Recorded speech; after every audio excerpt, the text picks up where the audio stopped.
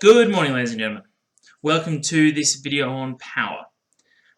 You'll have seen the concept of power before without necessarily noticing it.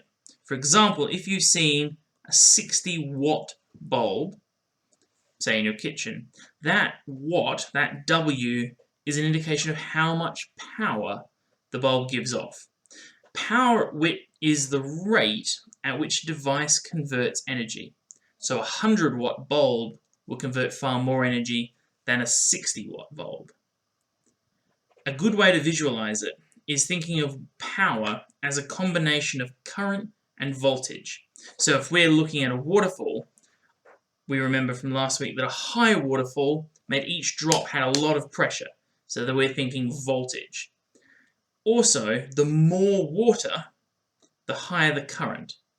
The combination of that high voltage and high current meant high power. And the equation, therefore, is the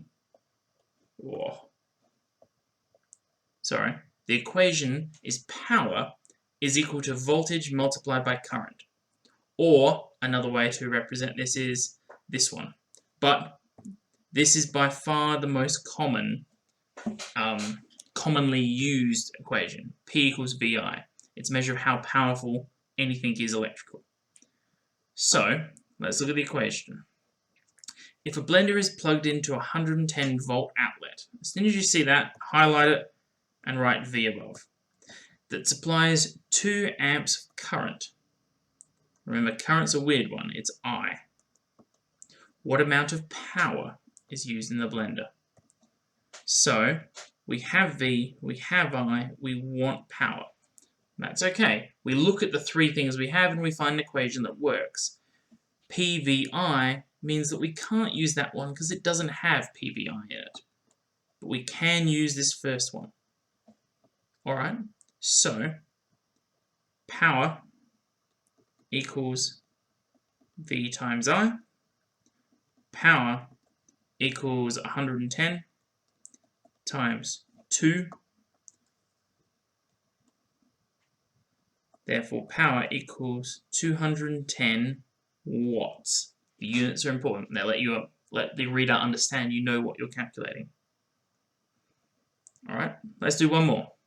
If a clock uses 3 watts of power, so that's the P, from a 1.5 volt battery, V, what is the amount of current supplying the clock? I. PVI, we start with the same equation. P equals VI. Then we substitute in values. Instead of power, we have 1.5. So 1.5 equals volts. No, don't make that mistake. This is the reason we write the letters above them. P is 3. So P is 3 equals 1.5 volts times I. Now, you have to do a little bit of algebra. We want to get I by itself, so we divide by 1.5. Divide by 1.5.